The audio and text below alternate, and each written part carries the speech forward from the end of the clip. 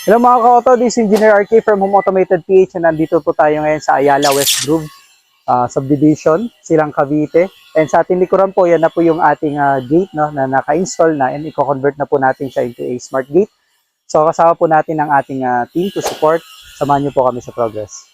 Hello mga ka-auto, this is Engineer RK from Home Automated PH and day 3 na po tayo ng ating smart gate installation, and today po is ang target natin to complete everything. So yung ating wirings and also yung ating cover ups no dun sa mga na-ship out po natin, and also yung ating retouch for the gate, and preparing na po siya for final endorsement.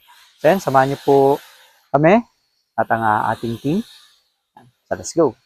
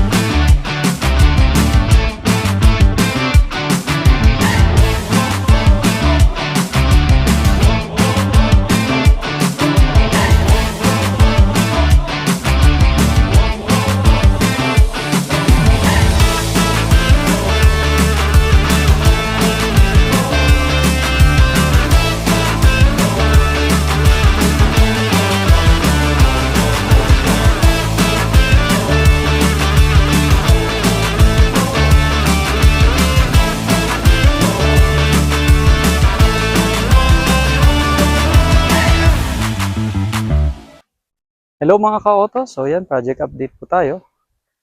And ito na pa yung latest progress natin. So yan, ongoing yung mga cover-ups dun sa mga na-chip out no? Sa ating pillow block, pati yung sa ating mga wiring. So nakalatag na rin yung ating conduit from right wing gate pupunta dito sa left wing gate. Yan. And pakyat dito, ito yung location na ating sensors, and dito naman sa loob yan yung ating mga wirings. So ito yung ating main panel. So tinakpan lang muna natin dahil kanina is nag-cheating tayo dito. Medyo special yung location niya, and dito yung preferred ng ating client no? So mababa siya dun sa standard, and nakaabang na rin yung ating mga wirings, and for tapping na lang later. And dito naman sa right gate, so ito na yung ating arm. Gawin rin yung cover up, pero meron pang finishing touches yan mamaya. Kaabang na rin yung para sa ating motor arm and yung sa ating right photo sensor. Ganyan. And medyo makulimlim lang ngayon. Kanina umambon konti, pero sana hanggang ganyan lang para tapos natin yung target within today.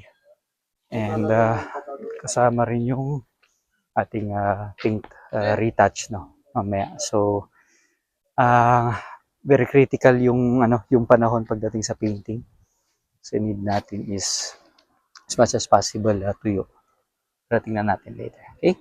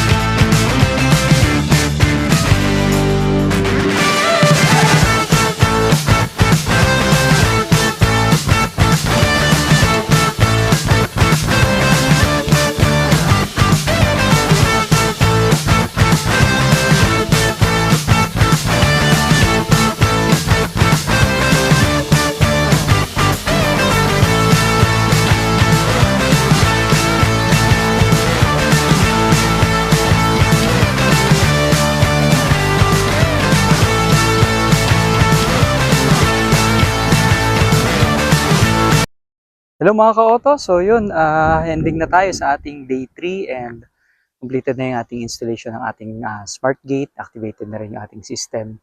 So, buti na kisama ulit yung panahon, no? So for 3 days straight, maganda yung panahon, so thank you Lord. At na-accomplish natin on time din yung ating project. So activated na siya and ready na for endorsement, no? So yun, pakita ko yung ating gate. So, going na tayo sa calibration. Ayan.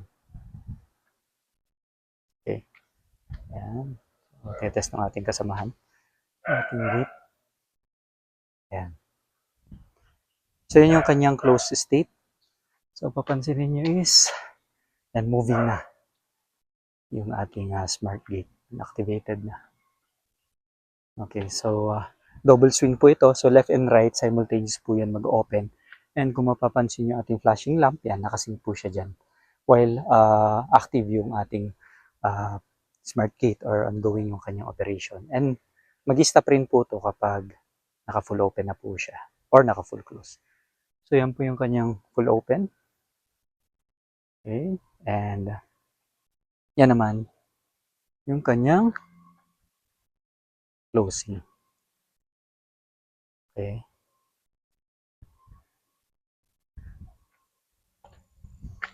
Yan. So, pag sa mga ganitong terrain, mga ka-auto, lalo na dito slope, magandang option po yung swing type na gate, no? Yan. So, binagay po natin dun sa terrain kasi sloping siya. Yan. Ganda rin yung kanyang kakalabasan. O, yan. And papansin nyo rin yung ating sensors left and right. Yan, dito siya. Banda. Yan. Ito yun, yung sa ating right gate. Ito naman yung sa ating left gate. So yan po is for safety purposes din, no? Habang gumagalaw yung ating sasakyan is automatic siyang mag-i-stop para hindi din maipit. Okay, so yan po yung function ng ating sensors. Okay, so seems working well yung ating gate. So yan naman, going close. So ayun mga ka-auto, dito naman tayo sa loob. Ito yung ating left and right wing. So, yan yung ating mga arms. And, pakita ko sa inyo pag naka-full close. Yan po yung kanya itsura. Oh, saglit, may papa. Pasok kapit. Yan. Okay. Oh, try ulit natin. Yan, yung kanyang full close. Okay. Yan. So, sakto-sakto, mga ka-auto, yung kanyang shape, no, dun sa ating sloping terrain. Okay. And yan, tatakpan na rin po yung ating panel which is located dito po sa may likod ng trash bin area. Okay, sasara na rin natin yan. And of course, meron tayo laging circuit breaker for safety. And dito na rin yung ating amco box, no, para sa ating mga wiring, para very neat siyang tignan. Yan, ito naman yung sa kabila. Yan. And ating mga sensors, close up view, yan. Dito sa left, and naman sa right. Okay. So, ayan. Thank you mga ka-auto for joining, and natapos rin natin ang ating smart gate installation dito sa ating West Grove project. And if interested po to avail our smart gate, message lang po kayo sa aming Facebook page or tawagan niyo po kami dun sa number na naka-flash sa screen. Again, this is Engineer RK. Thank you for tuning in. Empower your home and have a good day. God bless everyone. Bye for now.